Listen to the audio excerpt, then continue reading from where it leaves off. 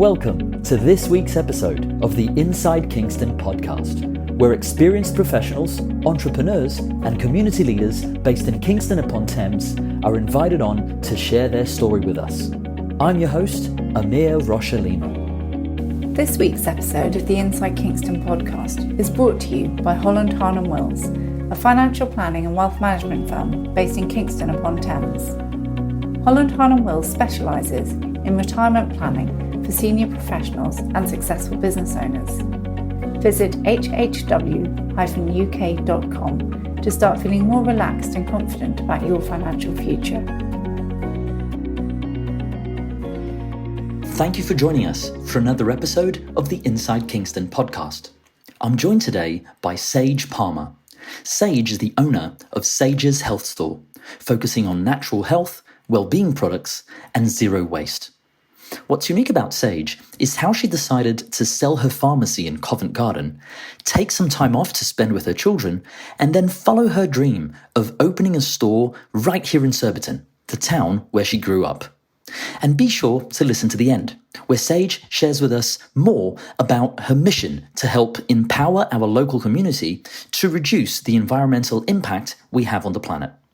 So whether you're interested in knowing more about natural health and well-being, or would like to know more about what it takes to run a successful independent business, then I hope you enjoy this episode of the Inside Kingston Podcast.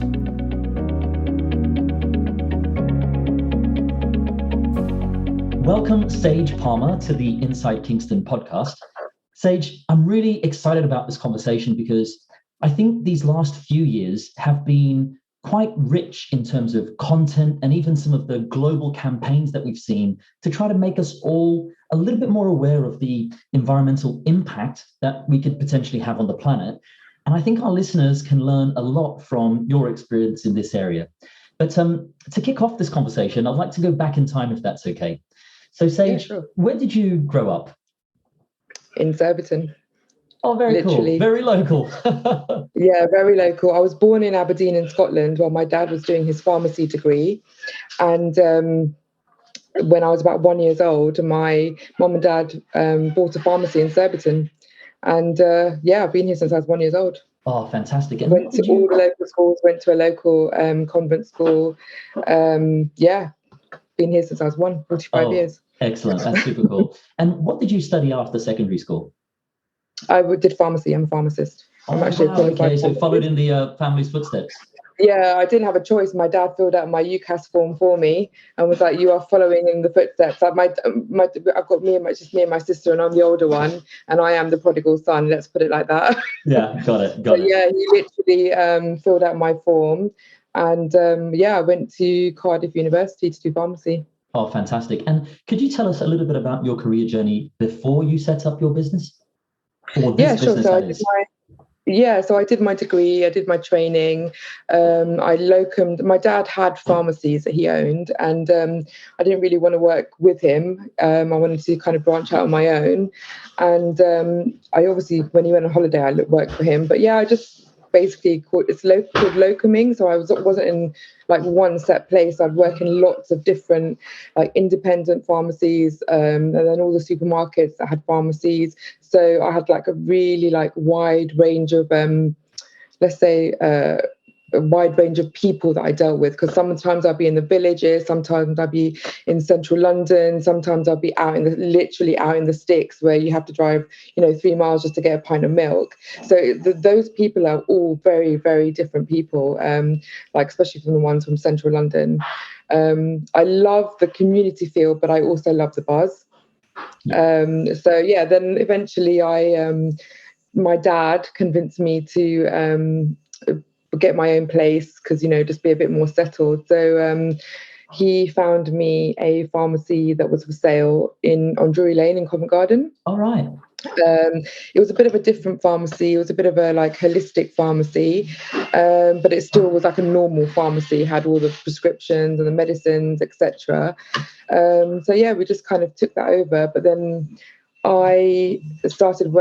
we started introducing like food intolerance testing there. I worked with a medical herbalist, and sorry, we've got a bit of drilling in the background. No way, working with a medical herbalist, and she kind of directed my attention away from conventional medicine.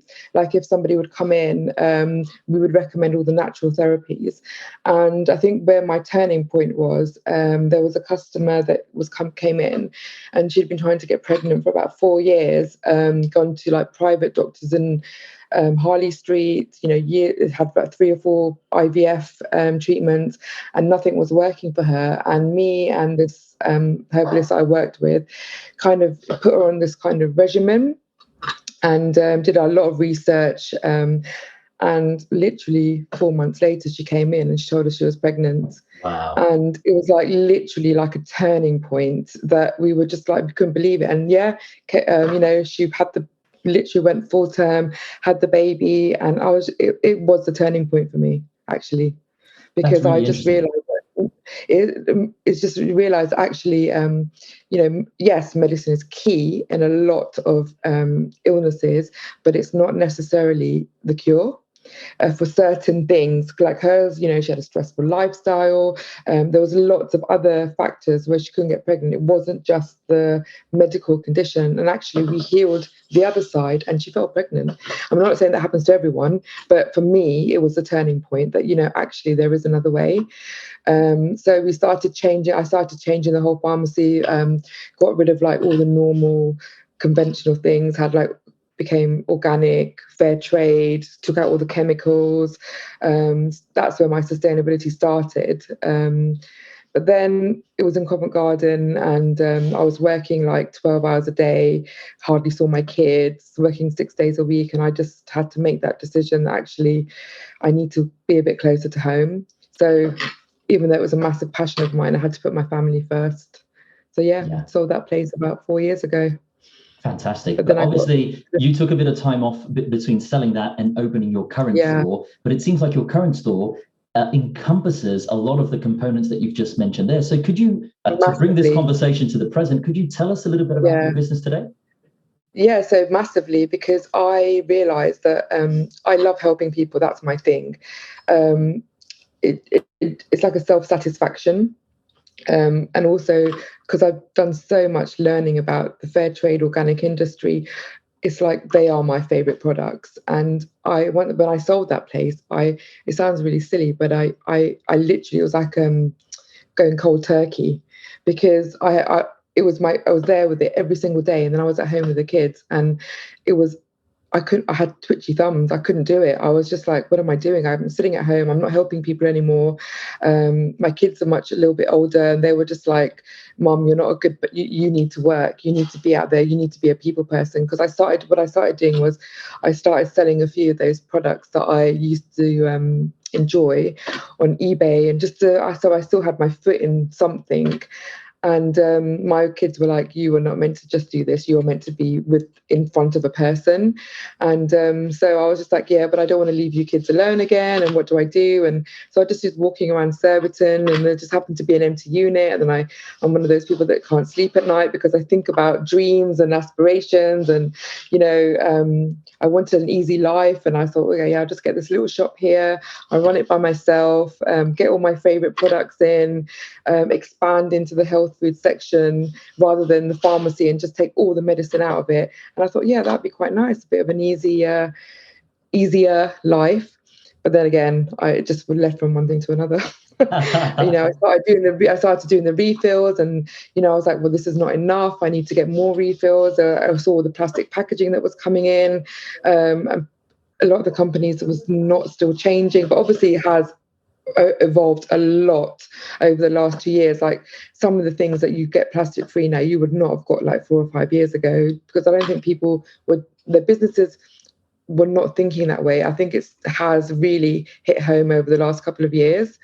But yeah, so my refill center was like getting bigger and bigger, and the shop was getting too small. And I was just like, then I thought to myself, well, I'll move to a bigger premises and, set up a refill center.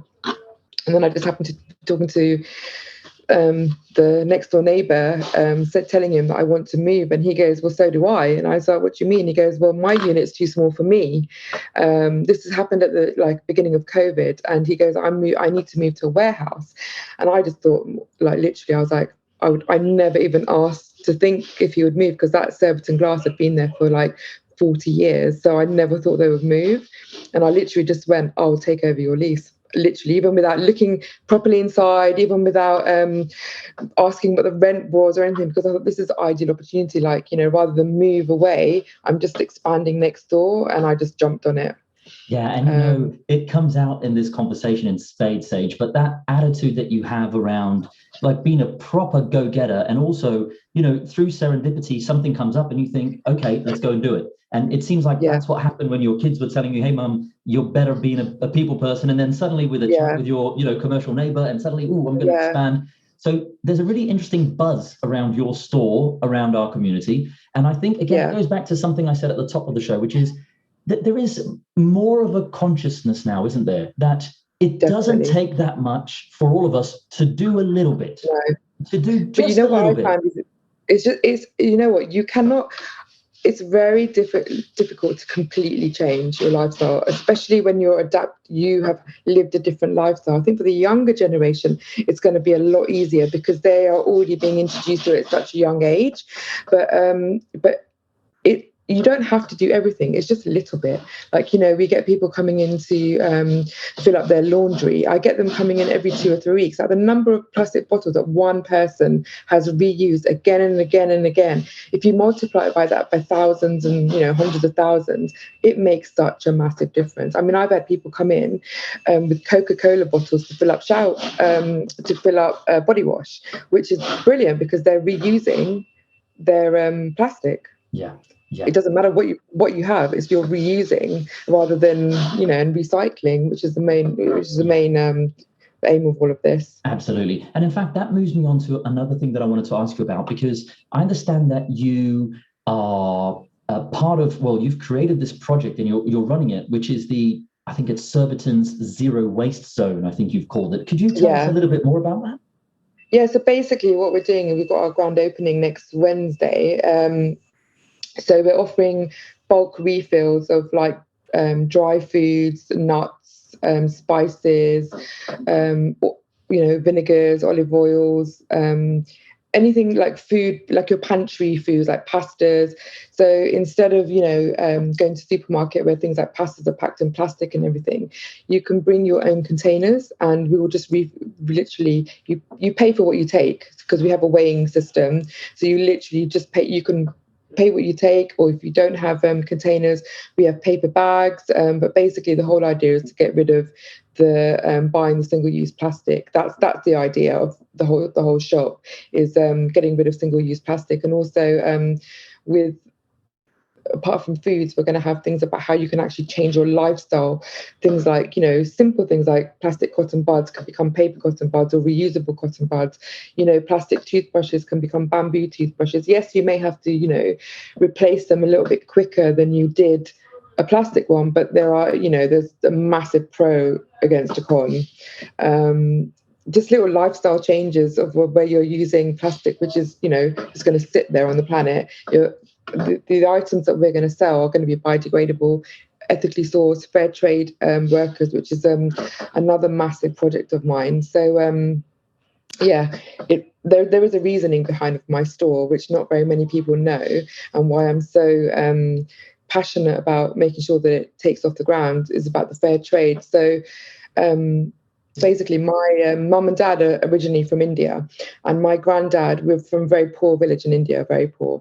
And my granddad used to be quite wealthy many, many moons ago. And he built a school for all the local children, which is still going. It's the only school available in this village, and all the children are getting educated there. So, my parents kind of have maintained that school every year. My mum especially, she used to go there every year, go and buy all the kids new stationery, new school bags, kit them up for the whole year.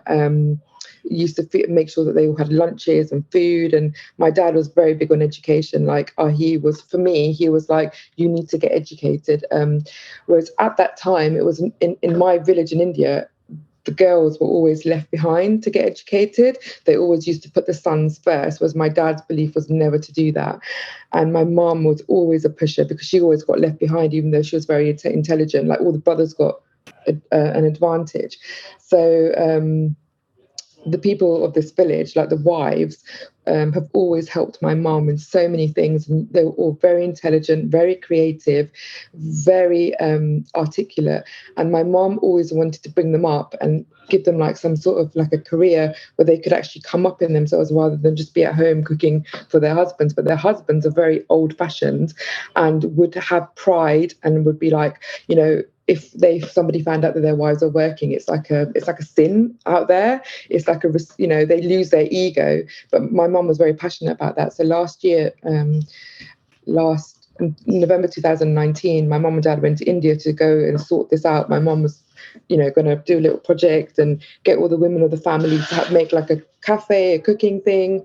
Unfortunately, then COVID happened, and in India it was like quite bad, and she never got this project off the ground. And unfortunately, she also caught COVID, and I lost my mum out in India, and I never got to see her. So it was very dramatic, very traumatic. Because one of the last things I spoke to her before she passed away was about how she really wanted to kickstart this project for all the women of the family. Now, these women, when my mom passed away, came to my dad, also caught COVID, but they came round. He was in hospital. They looked after him every day. He was in pure isolation. They used to come and bring food and leave it outside his flat every day. Because I was all the way over here and he was completely by himself.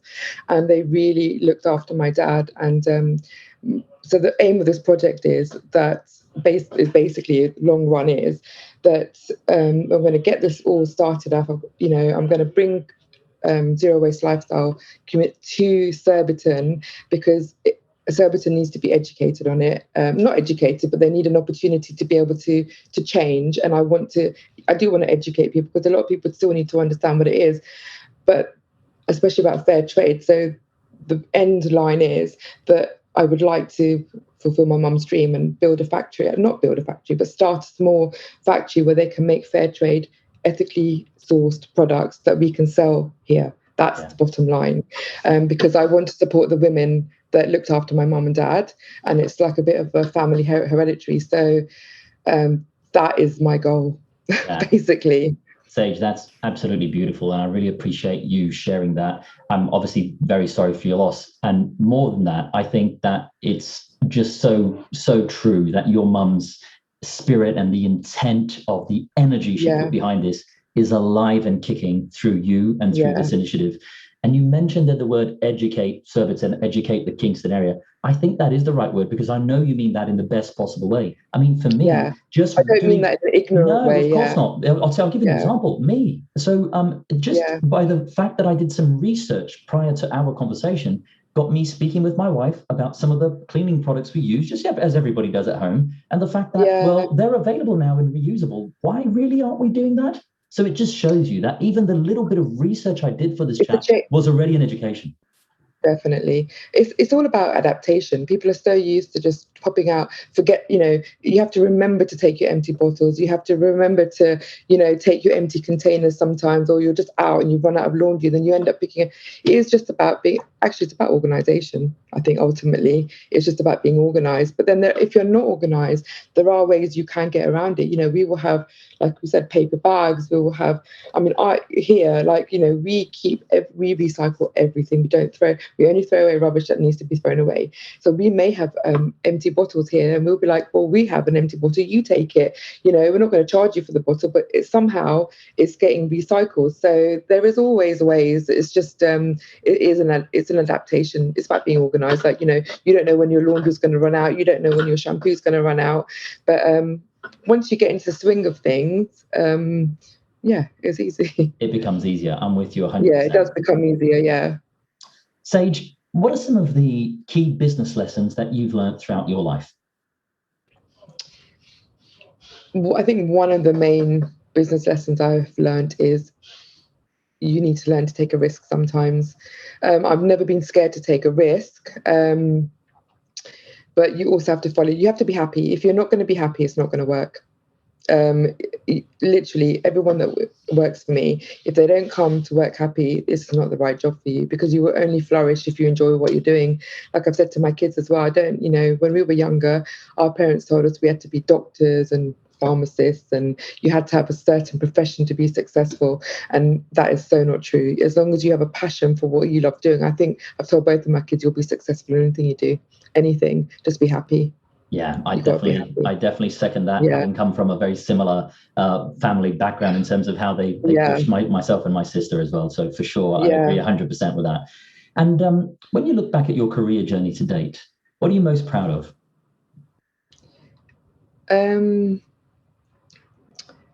I guess I'm proud of the fact that I made my dad proud, my mum and dad proud, because they're very close to me, and like, you know, they sacrificed a lot for me and my sister.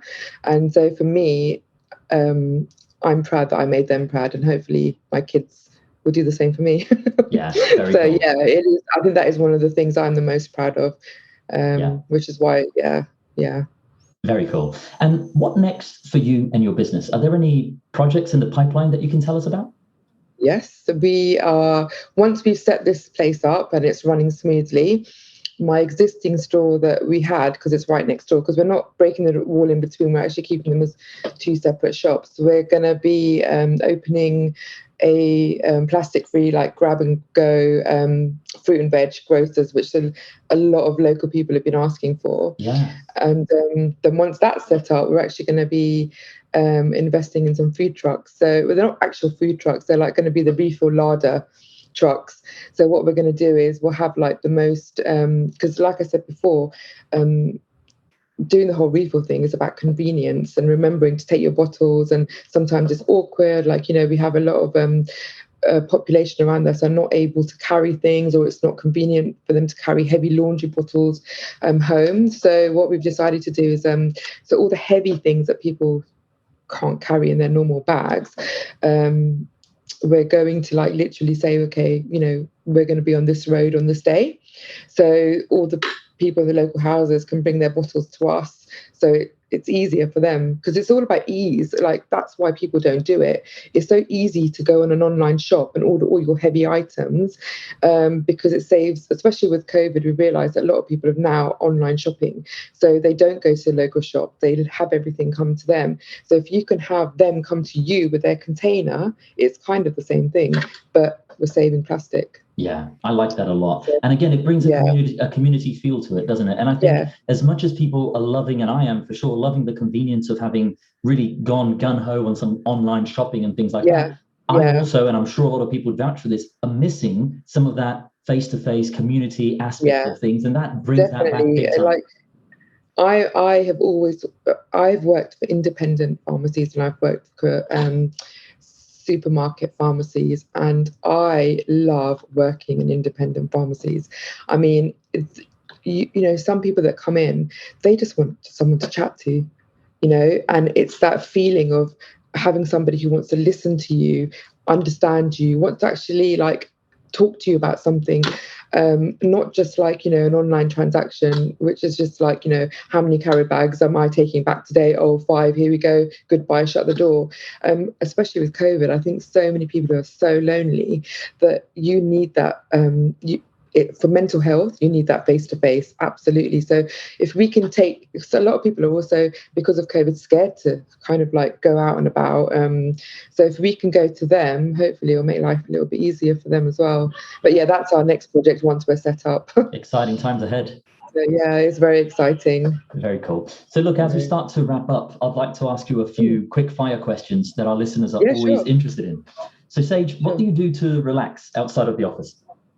Painting. It's always been my thing, art. Wow. I wanted to be an artist when I was younger, but my dad was like, at that time, was like, no, we're going to go for a profession. So it's painting, which cool. I'm actually going to be selling my paintings in my store. Oh, lovely. Yeah, I look forward to seeing those. Yeah. And are there any books that you've recently read that you'd recommend to our listeners? I'm not going to lie. I'm more a news person than a books person. I think the last time I actually picked up and read a book was when I was pregnant with my first child, and after that, life has been mayhem. You're not alone. You're not alone. I'm not going to lie. Yeah. Are there any movies or TV shows that you've recently watched that you'd recommend to our listeners? My favourite one is Grey's Anatomy, and it always will be. Me and my daughter will watch Grey's Anatomy again and again and again. The whole love story, the whole yeah, love it. Very good. And finally, where can people go to find out more about you and your business? So we have just launched our new website yesterday, actually. So at sageshealthstore.com. So everything, there's a little bit of information about who I am, what we do, what the store's going to be offering. We're going to be doing like weekly, or I think they do it, sorry, twice weekly, every 2 weeks, blogs about products. So yeah, it's just launched yesterday. So probably from that, yeah. Okay, and for the benefit of our listeners, I'll make sure that I add that link to the show notes. Thank you. Sage, thank you for joining us here on the Inside Kingston podcast. It's been a pleasure getting to know your story. Yeah, you too, and hopefully we'll see you soon. Will do. That wraps up another episode of the Inside Kingston podcast. Make sure to check out our guests' website, pay them a visit, and help spread the word about what they're doing. If you have any questions or know someone who should be a guest on the show, please feel free to get in touch. I would also love it if you could go to iTunes and leave us a review and a 5-star rating. We work hard to bring on some great guests, and getting a review from you is one way to help the podcast rate well on iTunes so that others can find and enjoy the show too. Thanks for listening.